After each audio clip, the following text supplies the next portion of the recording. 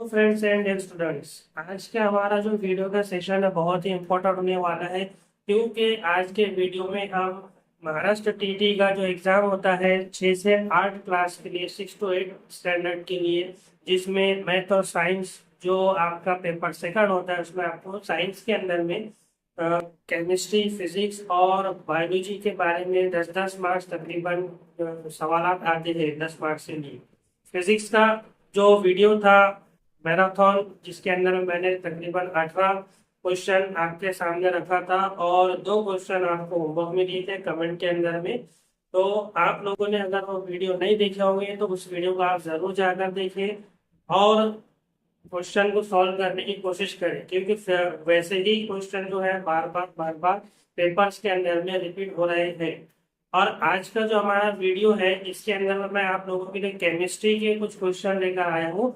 ये वीडियो भी बहुत इंपॉर्टेंट होने वाला है और साथ ही साथ आप इस वीडियो को पूरा देखें, अपने दोस्त और फ्रेंड्स के साथ में इन वीडियोस को शेयर करते जाए और चैनल को सब्सक्राइब करना ना भूलें। और साथ ही साथ जो बेल आइकन होता है सब्सक्राइब बटन बटन के बाजू में, आप उसको भी प्रेस करना ना भूलें, ताकि जब भी मैं वीडियो बनाऊँ तो उसकी आपको नोटिफिकेशन सबसे पहले पहुंच जाए।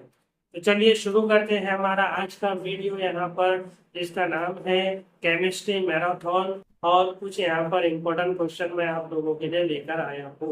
ऐसे ही क्वेश्चन आपको पेपर में भी शुरू करते हैं हमारा पहला सवाल, जो आपको 2013 का टीटी के एग्जाम में मैथ एंड साइंस का जो पेपर सेकंड था उसमें पूछा गया है।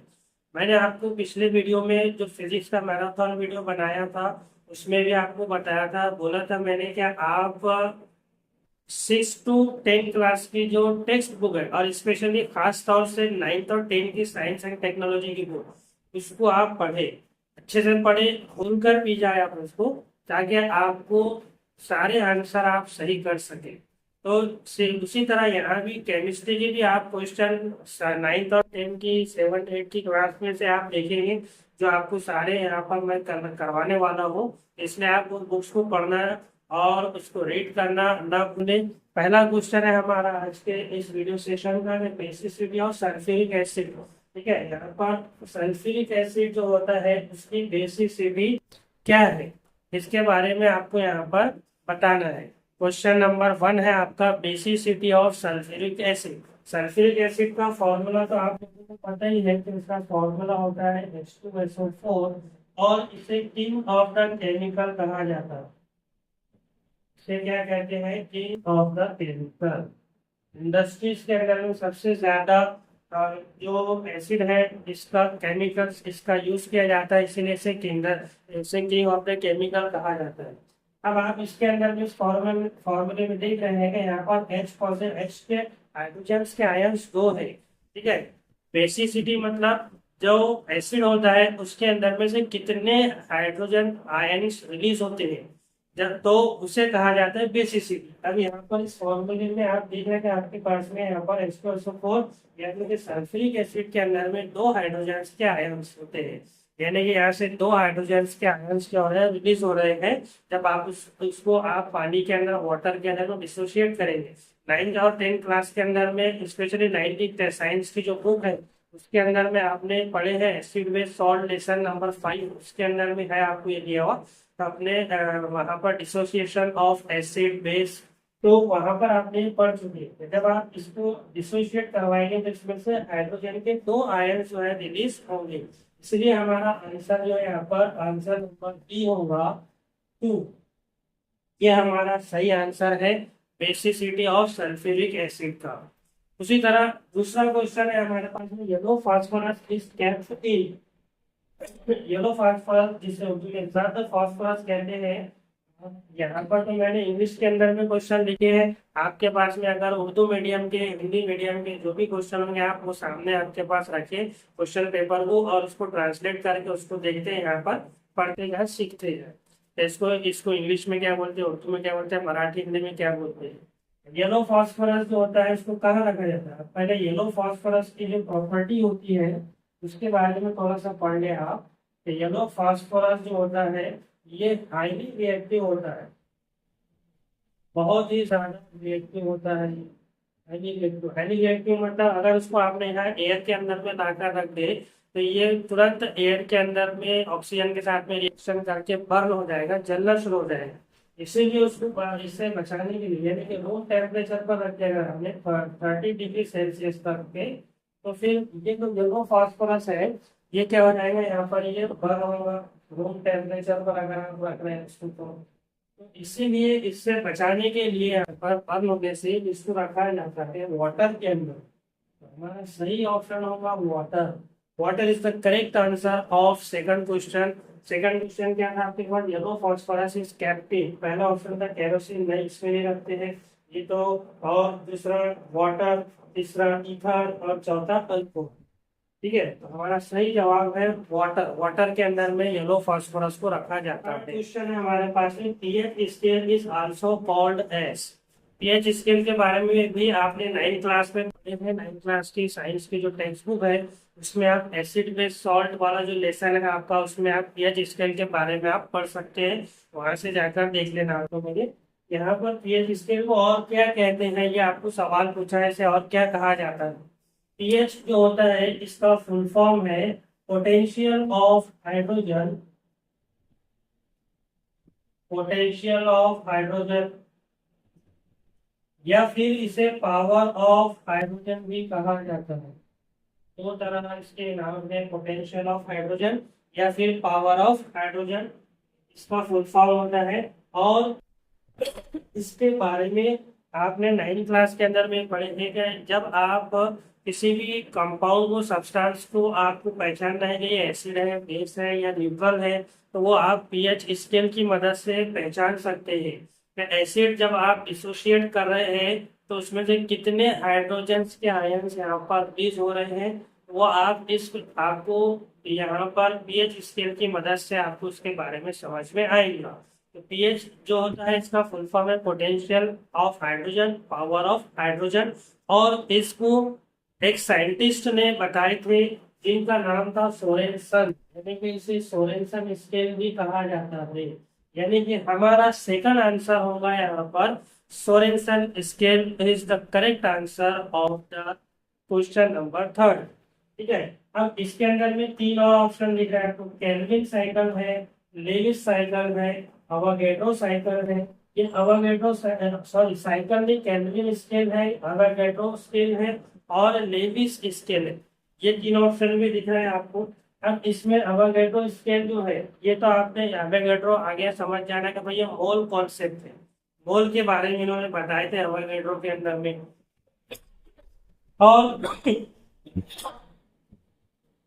और उसी तरह केल्विन स्केल जो है इन्होंने टेम्परेचर के बारे में बताया था, एब्सोल्यूट टेम्परेचर जिसे कहा जाता है, एब्सोल्यूट टेम्परेचर इसके बारे में कहा जाता है।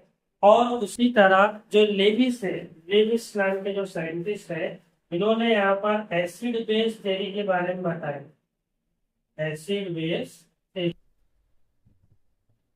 ठीक है, अब आपको पीएच स्केल के बारे में पूछा था, तो पीएच स्केल के बारे में सोरेनसन स्केल में बताए थे, सोरेनसन नाम के साइंटिस्ट ने बताए थे, इसीलिए हमारा सही आंसर होगा ऑप्शन नंबर 2। अगर यहाँ पर केल्विन साइकिल पूछता था, टेम्परेचर के बारे में पूछता था तो आप केल्विन स्केल के बारे में, एसिड बेस थ्योरी के बारे में पूछता था तो आप लेविस स्केल बोलते थे। ठीक है, उसी तरह क्वेश्चन नंबर 4 आगे बढ़ते हैं। यहाँ पर the 4 smelling substance added to LPG is, LPG का full form liquid petroleum gas, सबको पता है।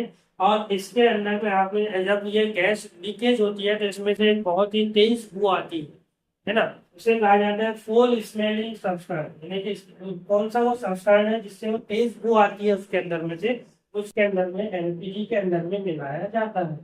तो ऑप्शन है आपके पास में इथेनॉल, इथेनॉल, इथिल मर्केप्टान और इथिल ब्यूटेन। ये 4 ऑप्शन है आपके पास में। करेक्ट आंसर जो होगा आपका यहाँ पर ऑप्शन नंबर 3 रहेगा, आपका यहाँ पर करेक्ट ऑप्शन होगा, करेक्ट आंसर होगा। इथिल मर्केप्टान नाम का जो सब्सटेंस है, जो केमिकल है, वहां पर एलपीजी के अंदर में मिलाया जाता है, जिसके वजह से एलपीजी के अंदर में से आपको एकदम तेज स्मेल आती है, तेज बू आती है। क्वेश्चन नंबर 5 है आपके पास में, जो 2014 में पूछा गया था आपको मैथ और साइंस के पेपर में। Flammable are the major source of methane in the atmosphere.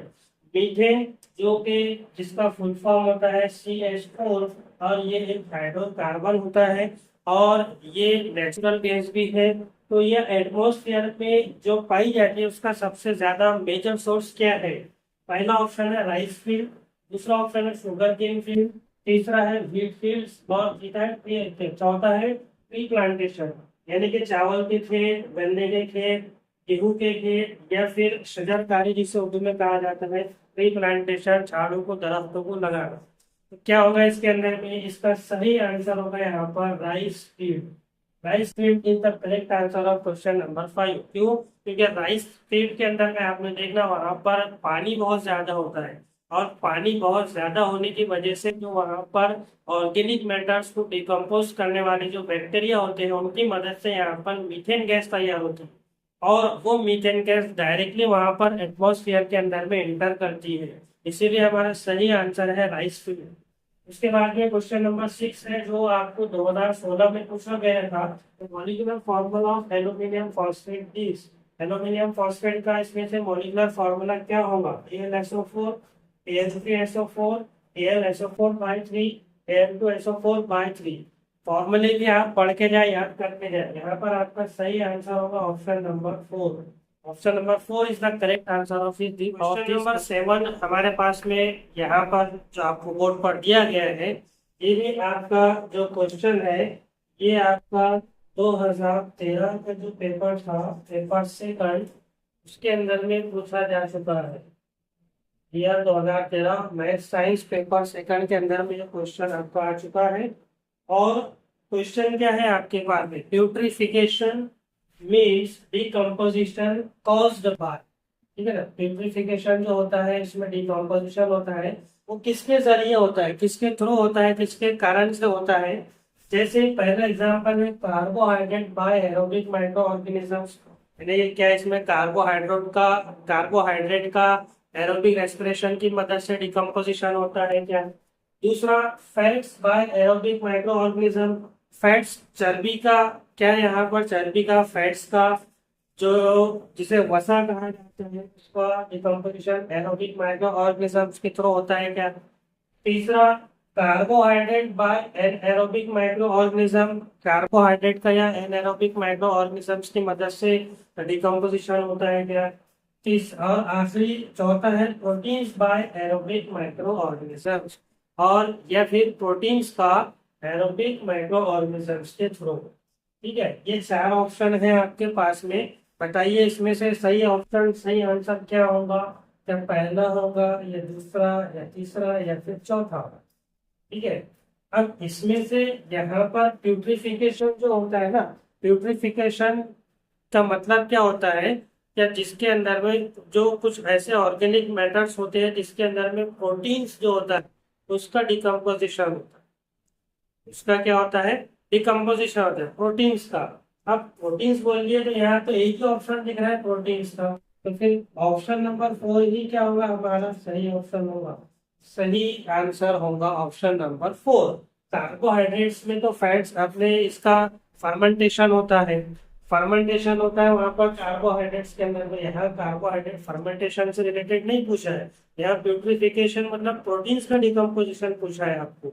इसलिए यहाँ पर आपका ऑप्शन क्या होगा? ऑप्शन नंबर 4 करेक्ट आंसर होगा क्वेश्चन नंबर 8 आपके पास में यहाँ पर बोर्ड पर लिखा हुआ है, और ये आपको क्लास 9 और 10 की बुक में का क्वेश्चन है। हाइड्रोकार्बन या फिर कार्बन कंपाउंड्स के बारे में आपने पढ़े हैं, उस लेसन में आपको यहाँ से सीखने को मिलेगा। क्वेश्चन क्या है आपके पास में, आप जरा बोर्ड पर पढ़े।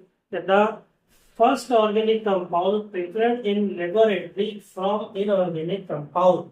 यानी कि लैब के अंदर में सबसे पहले कौन सा ऑर्गेनिक कंपाउंड प्रोड्यूस किया गया था, बनाया गया था? किससे बनाया गया था? फ्रॉम इनऑर्गेनिक कंपाउंड, एक इनऑर्गेनिक कंपाउंड से। इनऑर्गेनिक कंपाउंड को उर्दू में गैर नामियाती मुरक्कबात, ऑर्गेनिक कंपाउंड को उर्दू में नामियाती मुरक्कबात कहा जाता है। तो ये क्लास 9 और 10 के अंदर में आपने ये पढ़ चुके हैं या पढ़ेंगे, तो वहां से ये क्वेश्चन आपको टीईटी के एग्जाम में पूछा गया है। इसीलिए मैंने आपको स्टार्टिंग में बताया कि आप 7, 8, 9 और 10 की साइंस की बुक पढ़ते रहे, सिर्फ साइंस की नहीं, मैथ की भी। और जो आप सेकंड पेपर जो और होता है एसएसटी वालों का, सोशल साइंस वालों का, तो वो वाली बुक भी है जो है, आप टेक्स्ट बुक की आप पढ़ाई करें उसके ऊपर से आप, तो आपको सारे क्वेश्चन आपको वहीं से मिलेंगे, वहीं से देखने को मिलेंगे। जिस तरह ये क्वेश्चन है और जिस तरह फिजिक्स के अंदर में क्वेश्चन पूछे गए थे, तो इसीलिए जो आपकी टेक्स्ट बुक की किताबें हैं, बुक्स है, उनको संभाल कर रखें, उसे आप पढ़ाई कर लें उस पर से, क्योंकि वो आपका बेसिक है, आपका बेस है वो। तो यहाँ पर क्वेश्चन है आपको, the first organic compound prepared in laboratory from inorganic compound. वो कौन सा ऑर्गेनिक कंपाउंड है यहाँ पर जो आपको लैब के अंदर में, कुछ लैब के अंदर में बनाया गया था सबसे पहले इनऑर्गेनिक कंपाउंड से। तो बताइए इसका आंसर क्या होगा। इसका answer urea, ethyl alcohol, methane, ethane, कौन सा है इसके अंदर से। इसका सही आंसर होगा आपका यूरिया। यूरिया जो है ये यहाँ पर हमारे इस क्वेश्चन का सही आंसर है। लैब के अंदर में सबसे पहले जो कंपाउंड बना था वो यूरिया बना था। किससे बना था। इस केमिकल का, उस कंपाउंड का नाम है अमोनियम साइनेट। अमोनियम साइनेट नाम का एक केमिकल कंपाउंड है जिससे लैब के अंदर में यूरिया बनाया गया था। और किसने बनाया था ये यूरिया। ये यूरिया बनाए थे एक साइंटिस्ट ने जिनका नाम है फ्रेडरिक होलर। ये नाम के साइंटिस्ट हैं। इन्होंने यहाँ पर यूरिया जो ऑर्गेनिक कंपाउंड है, फर्स्ट ऑर्गेनिक कंपाउंड लैब के अंदर में अमोनियम साइनेट से बनाए थे। इसीलिए इन्हें जो है एक उपाधि दी गई, एक इनको उपलब्धि दी गई। इन्हें कहा जाता है father of organic chemistry. Organic chemistry का इन्हें फादर भी कहा जाता है, फ्रेडरिक होलर को फादर ऑफ ऑर्गेनिक केमिस्ट्री। उसी तरह फादर ऑफ मॉडर्न केमिस्ट्री किसे कहा जाता है ये आप मुझे बताएंगे कमेंट कर। नंबर 9 आपके पास में यहाँ पर 2013 में पूछा गया क्वेश्चन है, atomic masses of many elements, atomic masses of many elements are not whole numbers. Atomic masses जो होता है, डेफिनेशन तो आपको पता ही होगी, एटॉमिक मास, एटॉमिक नंबर और इलेक्ट्रॉनिक कॉन्फ़िगरेशन, ये सारी डेफिनेशंस आप लोग याद करें। मैंने इसका भी वीडियो बनाया हुआ हूँ, वो वीडियो आप जाकर जरूर देखना, एटॉमिक स्ट्रक्चर नाम का। तो उस वीडियो में आपको पूरी डिटेल वहाँ पर मैंने समझाया, बहुत अच्छे से समझाया हुआ हूँ। आप उस वीडियो को जरूर देखने जाना। एटॉमिक मास किसे कहते हैं, एटॉमिक नंबर किसे कहते हैं, और साथ में इलेक्ट्रॉन, न्यूट्रॉन, प्रोटॉन कहाँ रहते हैं, उनमें किसने डिस्कवर किया, ये सारी चीजें इस वीडियो में बताई हुई है। वो वीडियो आप जरूर देखे जाकर। तो यहाँ पर क्वेश्चन है आपके पास में, atomic masses of many elements are not whole number. जो एलिमेंट्स होते हैं उनका एटॉमिक मासेस, बहुत सारे एटॉमिक मासेस ऐसे होते हैं, एलिमेंट्स ऐसे होते हैं जिनका एटॉमिक मास जो होता है वो होल नंबर्स में नहीं होता है ना। होल नंबर में यहाँ पर एटॉमिक मासेस नहीं होगा। अब आपको तो पता ही है बहुत सारे एलिमेंट्स होल नंबर किसे कहते हैं, और बहुत सारे एलिमेंट्स ऐसे होते हैं जिनका एटॉमिक मास जो है होल नंबर में होता है। लेकिन यहाँ तो नहीं पूछा है ना, नॉट वाला पूछा है। तो क्या आंसर होगा आपका। They can not be determine exactly, नहीं ये तो नहीं हो सकता। इनको आप आसानी से डिटरमाइन जो है कर सकते हैं, एग्जैक्ट डिटरमाइन कर सकते हैं। क्या यहाँ पर पूछा है आपको, नॉट कैन नॉट भी होना है, ये तो गलत ऑप्शन है। दूसरा, error occur during the determination of atomic mass, ये भी गलत है ना। एरर तो नहीं आएगा जब आप एटॉमिक मास को डिटरमाइन करेंगे, इसको निकालेंगे, तो इस पर एरर नहीं आएगा यहाँ पर आपको। फिर उसके बाद में क्या है यहाँ पर, आइसोटोप्स और प्रेजेंट। हाँ, आप ये बोल सकते हैं आइसोटोप्स के वजह से जो है इनके अंदर में यहाँ पर होल नंबर्स नहीं होते हैं। चौथा क्या है, द एक्सिस्टेंस ऑफ डेंसिटी, नहीं ये भी आंसर नहीं होगा यहाँ पर। डेंसिटी इसे उर्दू में कसाफत कहा जाता है आई थिंक। तो उसके वजूद की वजह से, उसके एक्सिस्ट की वजह से उसका होल नंबर यहाँ पर डिटरमाइन जो है होल नंबर नहीं होता है एटॉमिक मास। तो हमारा सही जो ऑप्शन होगा, option number 4, sorry option number 3 जो है ये हमारा सही आंसर होगा। आइसोटोप्स की वजह से ऐसा होता है। जैसे मिसाल के तौर पर आप क्लोरीन ले हो, आपके पास में क्लोरीन जो है, क्लोरीन के भी कुछ आइसोटोप्स होते हैं। Cl35 होता है, और Cl37 भी होता है। इस तरह से क्लोरीन के जो है आपके पास में आइसोटोप्स। अब इसका एटॉमिक मास लेंगे आप तो होल नंबर में नहीं रहता है, वो पॉइंट में रहता है 35.5 जो है। इस तरह से यहाँ पर क्या होता है, इसका एटॉमिक मास होता है, जो कि एक होल नंबर नहीं है। इसीलिए यहाँ पर हमारा सही आंसर होगा ऑप्शन नंबर 3। क्वेश्चन नंबर 9 का सही आंसर होगा option number 3। Isotopes are present. Isotopes के बारे में भी आपको 10वीं क्लास की बुक के अंदर में दिया हुआ है, वहां से आप पढ़ सकते हैं। 11वीं 12वीं की बुक भी आप प्रीफर कर सकते हैं, उसमें से जो आइसोटोप्स के बारे में क्वेश्चन है। क्वेश्चन नंबर 9, ये भी आपको 9th और 10th क्लास की टेक्स्ट बुक में से पूछा गया है। क्वेश्चन क्या है आपके पास, 1 gram mole of heavy water. Heavy water का 1 ग्राम मोल कितने ग्राम हैवी वाटर के बराबर होता है, मतलब कितने ग्राम होता है उसके अंदर। ठीक है, ये आपके पास में 2013 में पूछा गया सवाल है। ये 4 ऑप्शन है। ये क्वेश्चन का आंसर बताने से पहले थोड़ा सा यहाँ कंसेप्ट समझ लें मोलार मास का। तो मोलार मास क्या होता है, 1 mole of any substance is called its molar mass. किसी भी सब्सटेंस का 1 मोल उस सब्सटेंस का मोलार मास कहलाता है। ये तो आपने पढ़े हैं, आपको पता ही होगा, क्योंकि ये आपका बेस है, कंसेप्ट है आपका, बेसिक कंसेप्ट है। इसीलिए इसको ज्यादा कुछ डिटेल में मैं फिलहाल यहाँ पर आपको नहीं बताऊंगा। इसका यूनिट होता है ग्राम पर मोल। ठीक है, इसका यूनिट क्या होता है, ग्राम पर मोल होता है। अब यहाँ पर हैवी वाटर बोल रहा है आपको। हैवी वाटर जो होता है उसका फॉर्मूला क्या होता है आपको पता होगा। हैवी वाटर, इसका फॉर्मूला होता है D2O। ये इसका क्या है यहाँ पर फॉर्मूला है। इसमें D2 जो होता है, ये D जो है, ये D क्या है, ये हाइड्रोजन का एक आइसोटोप होता है, इसे ड्यूटेरियम कहा जाता है।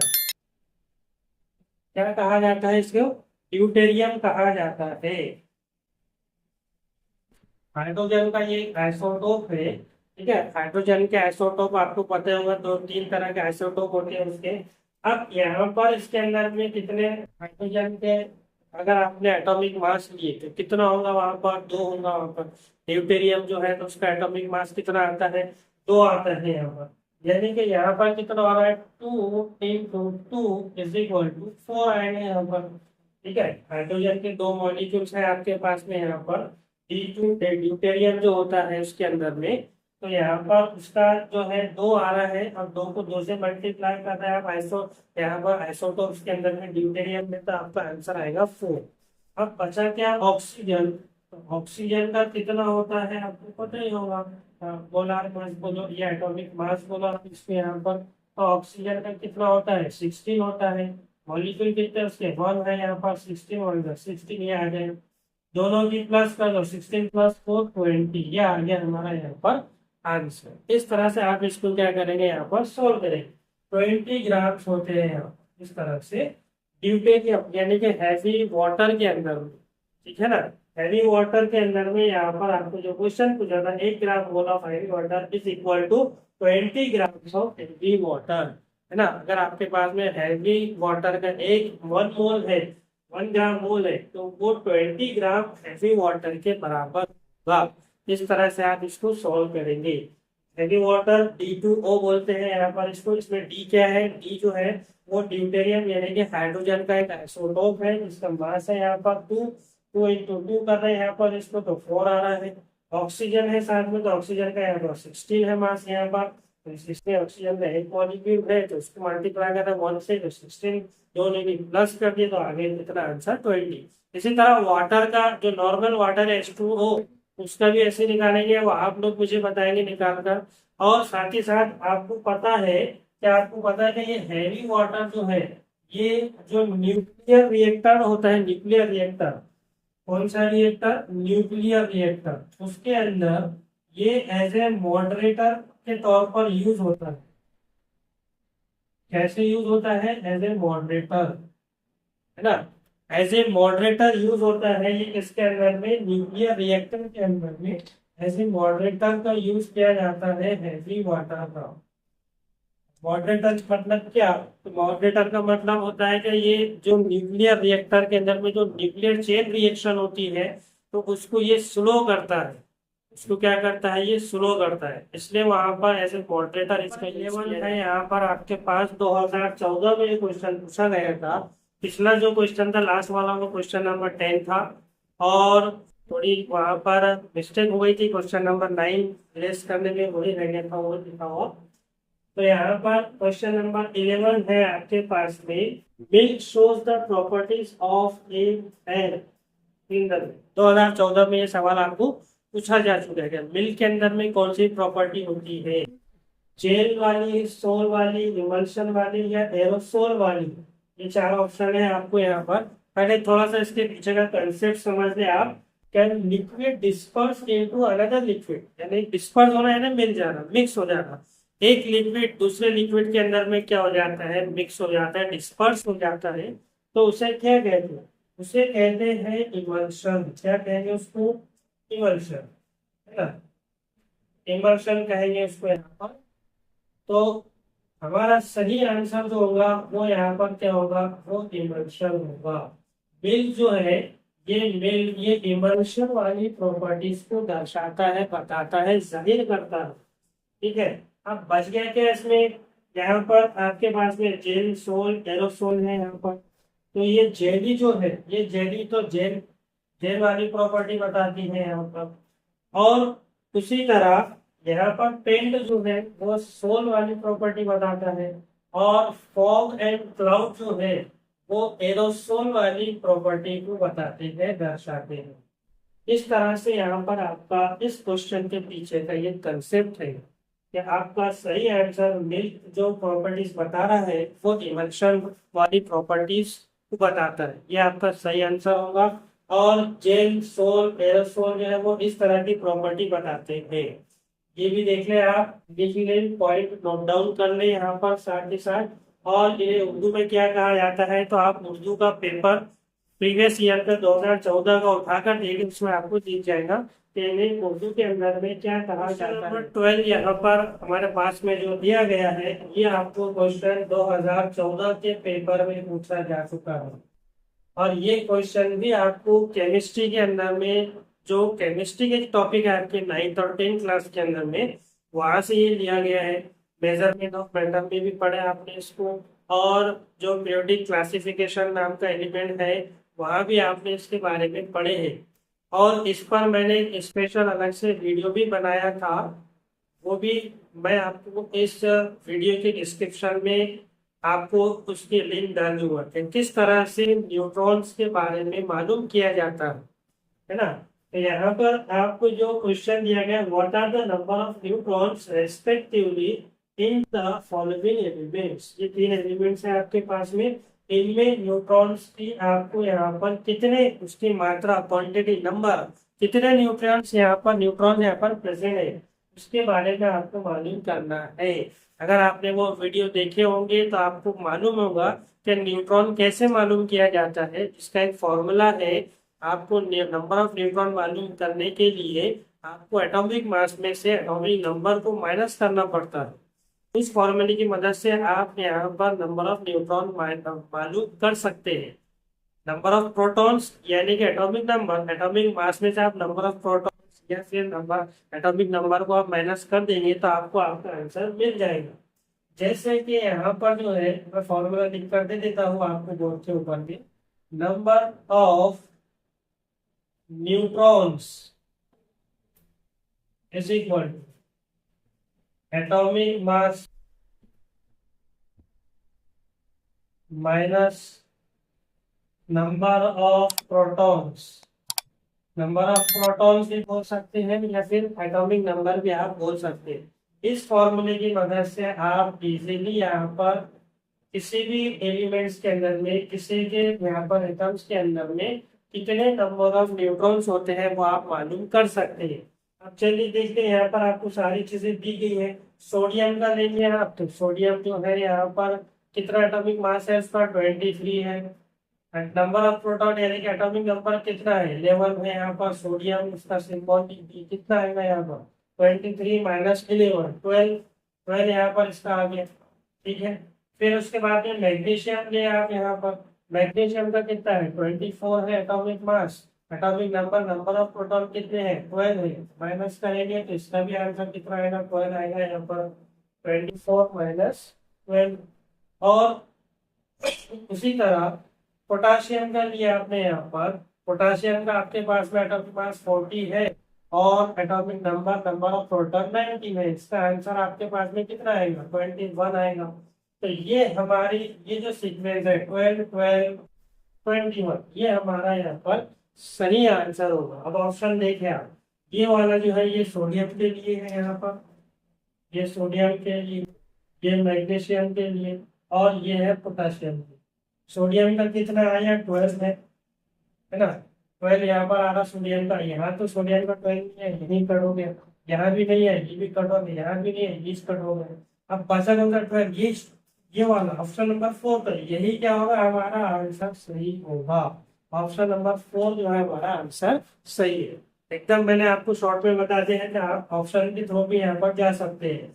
लेकिन यहाँ पर क्वेश्चन के ऑप्शंस के अंदर में तो एक मिस्टेक थी कि आपको यहाँ पर 20 दिया गया है, जबकि यहाँ पर 24 माइनस 12 करो तो 12 आता है। तो ये आपको क्वेश्चन के अंदर में मिस्टेक थी, यहाँ पर 12 होना चाहिए, यहाँ पर क्या होना चाहिए, 12 होना चाहिए। तो ऑप्शन 4 हमारा जो है वो क्या है यहाँ पर, इसके हिसाब से सही। आपको 2014 के जो क्वेश्चन पेपर है मैथ साइंस का पेपर 2 महाराष्ट्र टीटी का, उसके अंदर में आपको ये क्वेश्चन दिया गया है। आप प्रीवियस ईयर के क्वेश्चन भी देखते हुए चले, सारे वही सवाल अपन सॉल्व कर रहे हैं यहाँ पर।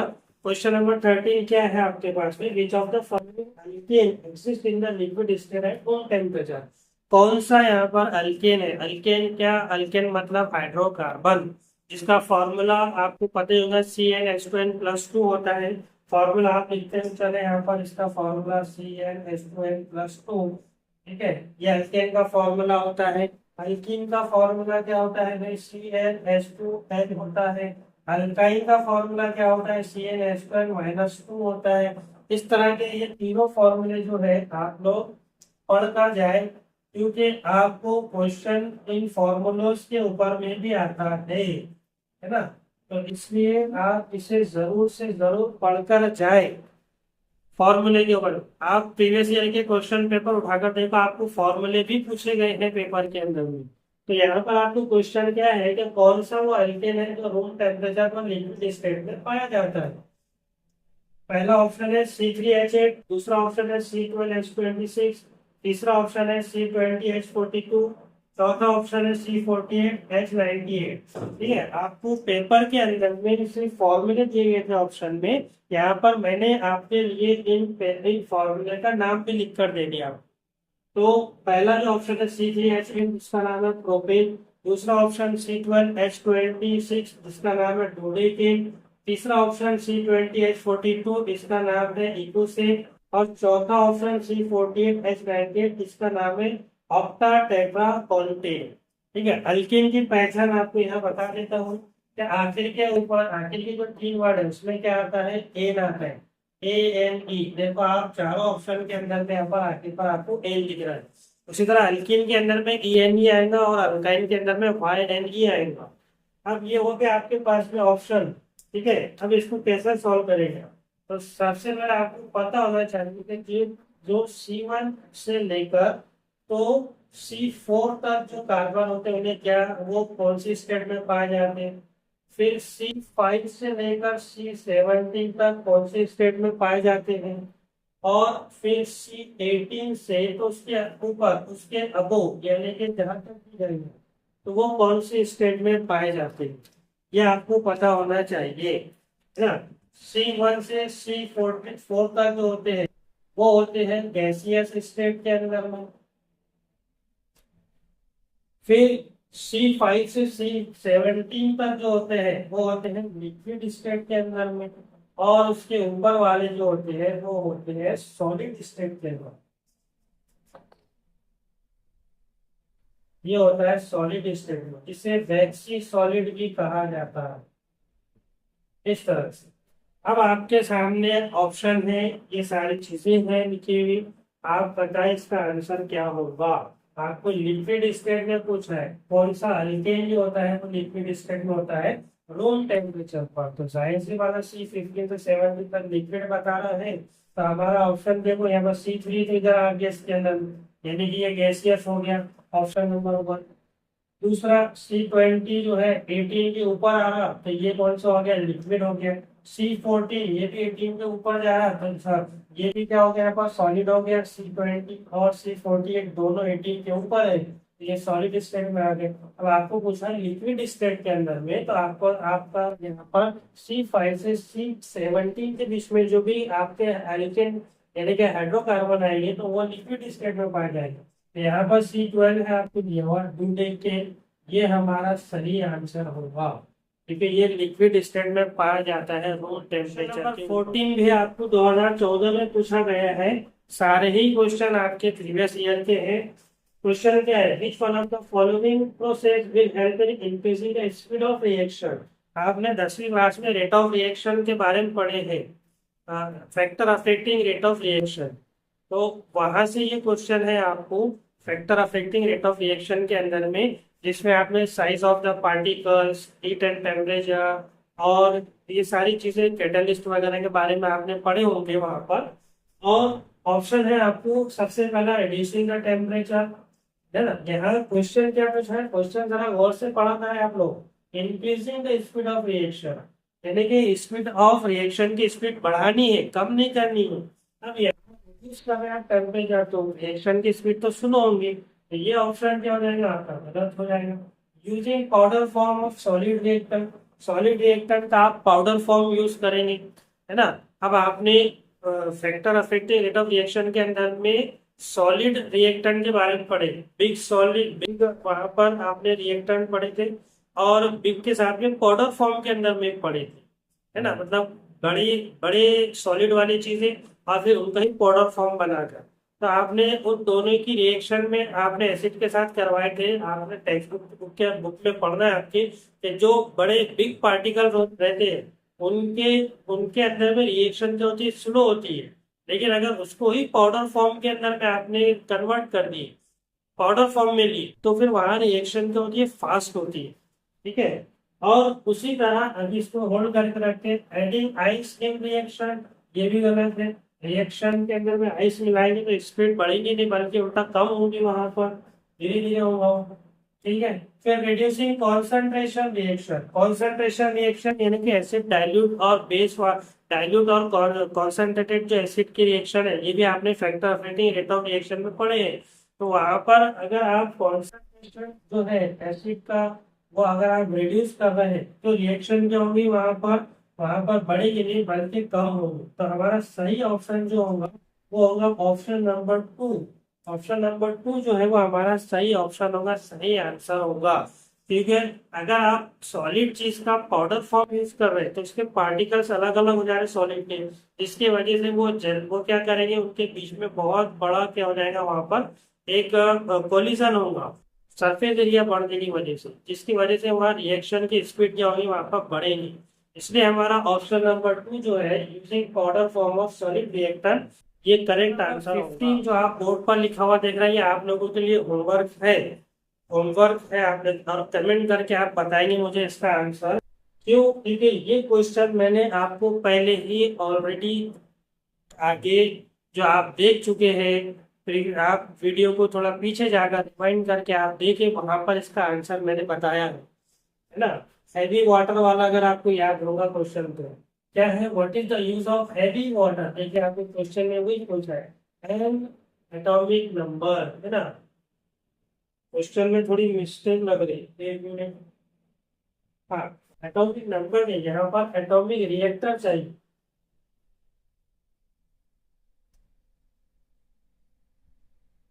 एटॉमिक रिएक्टर, थोड़ी मिस्टेक हो गई थी।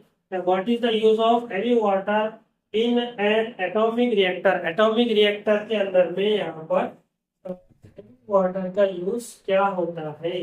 पहला है तो स्टार्ट द न्यूक्लियर फिशन, 2014 में आपको सवाल पूछा जा चुका है, क्या ये न्यूक्लियर फिशन को स्टार्ट करने के लिए करते हैं, या फिर ऐसे मॉडरेटर यूज करते हैं, है ना यहाँ पर, या फिर को reduce the radio active pollutant को कम करने के लिए करते हैं, या फिर को stop the nuclear fission, nuclear fission को रोकने के लिए करते हैं। इसका आंसर आप मुझे कमेंट करके बताएं। 16 आपके पास में 2016 का क्वेश्चन है। When iodine is heated in air, जब आयोडीन को एयर के अंदर में हीट किया जाता है तो क्या होता है उसके साथ, वो क्या लिक्विड में बदल जाता है, चेंज टू लिक्विड, या फिर उसका सब्लिमेशन होता है, या फिर वो जलता है, बर्न होता है, या फिर पिघल कर क्या होता है, बॉइल होता है। ये चार ऑप्शन आपके पास में है। जल्दी से इसका आंसर बताएंगे आप, क्या आंसर होगा तो इसका।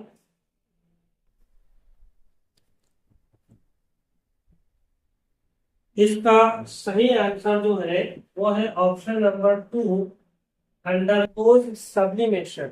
सब्लिमेशन होगा यहाँ इसका। सब्लिमेशन में क्या होता है कि यहाँ पर सब्लिमेशन के अंदर में जो सॉलिड होता है वो डायरेक्टली गैस के अंदर में कन्वर्ट होता है, उसे कहा जाता है सब्लिमेशन। यानी कि अब आप जैसा आइस ले हो, तो आइस को जब आप हीट दे रहे तो वो लिक्विड में बदल रहा, फिर लिक्विड से वो क्या बन रहा, गैस बन रहा, वाटर वेपर बन रहा है उसके। लेकिन यहाँ पर सब्लिमेशन के अंदर में सॉलिड से डायरेक्ट गैस बनेगा, लिक्विड नहीं बनेगा, उसे ही कहा जाता है सब्लिमेशन। इसीलिए हमारे इस क्वेश्चन का आंसर होगा यहाँ पर ऑप्शन नंबर 2, अंडरगो। 17 और 18 आप बोर्ड पर लिखा हुआ देख रहे हैं, और ये क्वेश्चन भी आपको पेपर में आ चुके हैं 2016 के। क्वेश्चन है for organic compound always contain. Organic compound के अंदर में हमेशा क्या चीज होती है, ऑर्गेनिक कंपाउंड की डेफिनेशन भी जो आपको आंसर बता देंगे अगर आपको पता होगी। ऐसा कंपाउंड जिसके अंदर में कार्बन प्रेजेंट होता हो या होता है तो उसे ऑर्गेनिक कंपाउंड कहा जाता है। यानी कि हमेशा उसके अंदर में क्या होगा, कार्बन प्रेजेंट रहेगा। इसी के भी साथ में जुड़कर जुड़ा हुआ ये प्रेजेंट होगा ऑर्गेनिक कंपाउंड के अंदर में। इसलिए यहाँ पर आपका सही आंसर होगा ऑप्शन नंबर, क्वेश्चन नंबर 70 का ऑप्शन नंबर 4, कार्बन। ये आपका सही आंसर होगा। उसी तरह क्वेश्चन नंबर 18 है, fill the blank are the secondary pollutant, है ना। सेकेंडरी पॉल्यूटेंट, आप इन क्वेश्चन को उर्दू का जो आपके पास में, मराठी हिंदी का जो भी आपके पास में क्वेश्चन पेपर होगा, आप उस वहां से इसको ट्रांसलेट कर सकते हैं क्वेश्चन को। सेकेंडरी पॉल्यूटेंट किसे कहा जाता है, प्राइमरी पॉल्यूटेंट किसे कहा जाता है ना, ये सारी चीजें। तो यहाँ पर एश एंड डस्ट नहीं, ये तो प्राइमरी पॉल्यूटेंट है ना। उसी तरह NO2 CO2 ये भी प्राइमरी पॉल्यूटेंट है। Smoke and radio active elements ये भी क्या है, प्राइमरी पॉल्यूटेंट है। बचा कौन सा, SO3 एंड O3, ये हमारा सही आंसर होगा। और ये दोनों भी जो होते हैं ये सेकेंडरी पॉल्यूटेंट होते हैं, है ना। इसके अलावा एक और होता है सेकेंडरी पॉल्यूटेंट, जिसका नाम है PANS। ये भी एक सेकेंडरी पॉल्यूटेंट होता है ना। अगर इनके साथ में आपको SO3 के साथ में ये नाम आ गया, O3 के साथ में ये नाम आ गया PNS, तो आप कंफ्यूज ना होना, ये भी क्या है, सेकेंडरी पॉल्यूटेंट होता है ना। ये आपका सही आंसर होगा ऑप्शन नंबर 2, ठीक है। PANS जो होता है इसका फुल फॉर्म होता है पर ऑक्सी एसिटिल नाइट्रेट। यहाँ पर फुल फॉर्म लिख देता हूँ मैं आपको इस पर ऑक्सी, P4 पर ऑक्सी, फिर एसिटिल नाइट्रेट, ये इसका फुल फॉर्म है PANS का। इस तरह से नंबर 19 यहाँ पर आपके पास में है, acidity of sodium hydroxide case. 2016 में क्वेश्चन पूछा जा चुका है। इससे पहले बेसिसिटी ऑफ सल्फ्यूरिक एसिड पढ़े थे अपन ने यहाँ पर। यहाँ पर सोडियम हाइड्रोक्साइड की एसिडिटी क्या होगी। अब यहाँ पर सोडियम हाइड्रोक्साइड का फॉर्मूला है आपके पास में NaOH, इस तरह से। और आपको पूछा है एसिडिटी के बारे में। अब इस एसिडिटी जो होती है वो एसिडिटी के अंदर में आपने पढ़े हैं, है ना। एसिडिटी वो नहीं कि आपने ज्यादा खाना खा लिया तो एसिडिटी बढ़ गई, ये वो वाली एसिडिटी नहीं है। ये एसिडिटी बोले तो H पॉजिटिव आयन जो है यहाँ से रिलीज हो रहे हैं, ठीक है। बेसिसिटी बोले तो, बेसिसिटी बोले तो OH नेगेटिव आयंस यहाँ से क्या हो रहे हैं, रिलीज हो रहे हैं, इस तरह से। अब इसमें आप देखो, आपको एसिडिटी के बारे में पूछा है, सोडियम हाइड्रोक्साइड, इसमें H पॉजिटिव आयंस है इसमें, है ना। जैसे मिसाल के तौर पर अगर आपने KOH लिए यहाँ पर, तो यहाँ से तो OH नेगेटिव आयंस रिलीज हो रहे हैं, कितने रिलीज हो रहा है, कितना है OH नेगेटिव यहाँ पर एक है, यानी कि इसकी जो बेसिसिटी होगी यहाँ पर वो कितनी होगी, 1 होगी। उसी तरह अगर आपने यहाँ पर MgOH लिए, क्या लिया आपने यहाँ पर, MgOH/2, तो इसके अंदर में आप देखो यहाँ पर 2 OH नेगेटिव आयंस यहाँ से क्या हो रहा है, रिलीज हो रहा है। उसकी बेसिसिटी कितनी होगी, यहाँ पर 2 होंगी। अगर 3 होंगी तो 3 होंगी यहाँ पर बेसिसिटी। उसी तरह यहाँ पर एसिडिटी के अंदर में भी है, क्या अगर वहां पर जितने भी 1 2 3 हाइड्रोजन आयन रिलीज होंगे तो उतनी उसकी एसिडिटी कहलाएगी। जैसे HCl लिया आपने, तो HCl के अंदर में H पॉजिटिव आयंस कितने रिलीज हो रहे हैं, एक एक ही है यहाँ पर, तो इसकी कितनी होंगी यहाँ पर एसिडिटी। H2SO4 के बारे में आपने पढ़े हैं पिछले पिछले क्वेश्चन के अंदर में, यहाँ पर 2 H पॉजिटिव आयंस है, तो इसकी एसिडिटी कितनी होगी, यहाँ पर 2 होगी। इस तरह से आप इसका आंसर निकालेंगे। तो हमारे यहाँ पर इस क्वेश्चन का आंसर क्या होगा, ऑप्शन नंबर 4, 0, ये इसका करेक्ट आंसर। हमारे जो क्वेश्चन है वो क्वेश्चन इस टॉपिक पर बेस्ड है, इसीलिए मैंने यहाँ पर आप लोगों को पहले ही यहाँ पर वो क्वेश्चन सॉल्व करवाने के पहले थोड़ी इंफॉर्मेशन यहाँ पर लिखकर दे दी है। आप इसको आपके नोटबुक के अंदर में लिख सकते हैं, नोट डाउन कर सकते हैं। और ये जो इंफॉर्मेशन है और अगले जो 2 क्वेश्चन है वो आप लोगों को सॉल्ट के ऊपर में पूछे गए। नमक जिसे उर्दू हिंदी में कहा जाता है, मराठी में मीट कहा जाता है, सबको पता है। तो वहां से ये क्वेश्चन पूछे गए हैं। और सॉल्ट के बारे में तो आपने डिटेल में पढ़े हैं 7 एंड 9 क्लास के अंदर में, 10 क्लास के अंदर में, इसीलिए यहाँ पर ज्यादा अपन डिटेल में जाने वाले नहीं है, टाइम कम है आपके पास। पहला है आपके पास में Na2SO4 जो स्ट्रॉन्ग एसिड और स्ट्रॉन्ग बेस से मिलकर बना हुआ है। दूसरा है Na2CO3, ये वीक एसिड और स्ट्रॉन्ग बेस से मिलकर बना हुआ है। तीसरा है NH4Cl, स्ट्रॉन्ग एसिड और वीक बेस से मिलकर बना हुआ है। चौथा है CH3COONH4, ये वीक एसिड और वीक बेस से मिलकर बना हुआ है। और लास्ट में K2CO3, वीक एसिड और स्ट्रॉन्ग बेस से मिलकर बना हुआ है। इन फॉर्मूलेस के नाम आप लोग आपकी बुक के अंदर में देख सकते हैं, वहां पर ये फॉर्मूले के नाम लिखे हुए आपको मिल जाएगी। अब इस पर से जो क्वेश्चन आए वो क्वेश्चन अपन यहाँ पर सॉल्व करिए। ये क्वेश्चन आपको जो मैंने अभी आपको इंफॉर्मेशन बताई है उस पर बेस्ड है। 2016 में ये पूछा जा चुका है आपको क्वेश्चन, क्या है, सोडियम सल्फेट। सोडियम सल्फेट का फॉर्मूला अभी बताया था आपको, क्या है, Na2SO4 इसका फॉर्मूला है। और ये जो सॉल्ट है, ये सॉल्ट स्ट्रॉन्ग एसिड और स्ट्रॉन्ग बेस से मिलकर बना हुआ होता है।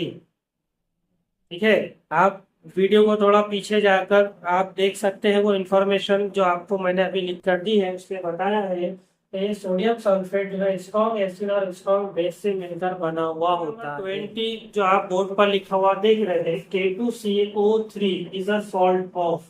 K2CO3 ये आपको इसका जो पूरा नाम है पोटाशियम कार्बोनेट, ये आपको 2014 के पेपर में पूछा जा चुका है। ठीक है, ऑप्शन आपके पास में weak acid weak base, strong acid strong base, strong acid weak base, weak acid and strong base. ठीक है, ये इस तरह इसके आपको क्या है यहाँ पर ऑप्शन है। तो इसके अंदर में आप वीक एसिड जो है वहां पर H2CO3 यूज किया है। स्ट्रॉन्ग बेस क्या है यहाँ पर KOH है, इनके मिलाने से आपको यहाँ पर K2CO3 बन रहा है। इस तरह से यह क्या होगा, आपका यहाँ पर रिएक्शन ही कंप्लीट होगी। ये है कार्बोनिक एसिड और ये है पोटाशियम हाइड्रोक्साइड, ये होता है स्ट्रॉन्ग बेस और ये होता है वीक एसिड। यानी कि हमारा सही ऑप्शन होगा ऑप्शन नंबर 4 हमारा करेक्ट आंसर होगा इस क्वेश्चन का, K2CO3 इज अ सॉल्ट। आज का हमारा वीडियो जो सेशन है यहाँ पर कंप्लीट होता है और आई होप कि आपको सारे जो क्वेश्चन जो सवालात मैंने आपको यहाँ पर करवाया है सारे क्वेश्चन आपको और उनके पीछे का कंसेप्ट, ये सारी चीजें आपको समझ में आई होगी।